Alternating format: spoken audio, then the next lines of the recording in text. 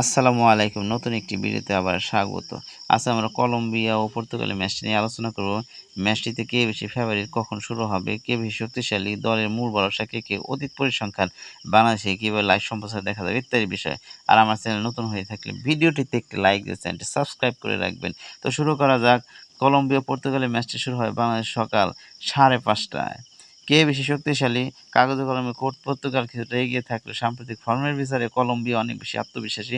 Colombia তাদের আগের ৪টি টানা ম্যাচে জয়লাভ করে অত্যন্ত ফর্মে রয়েছে।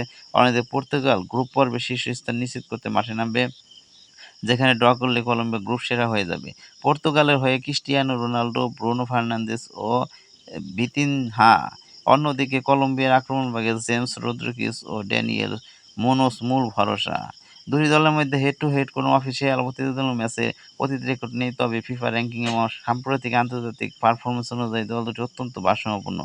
বাংলাদেশ থেকে রাষ্ট্রীয় টেলিভিশন বিটিভি, জনপ্রিয় স্পোর্টস চ্যানেল টি স্পোর্টস, সময় টিভির মাধ্যমে খেলাটি দেখা যাবে। এছাড়া মোবাইল অ্যাপ ট্রফি এবং বায়োস্কোপ, তাছাড়া মাই জিপি অ্যাপ ব্যবহার করেও খেলাটি সরাসরি দেখতে পাবেন।